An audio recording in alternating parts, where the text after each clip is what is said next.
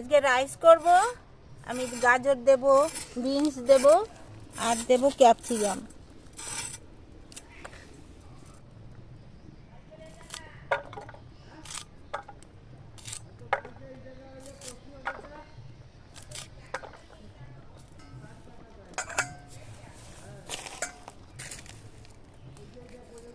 বন্ধুরা, আমি এখানে রান্না করছি আর সামনেই মাঠে চাষের কাজ চলছে। ওখানে মাসিরা জমি খ্যাত নিড়েচ্ছে, চাষিরা কথা বলছে।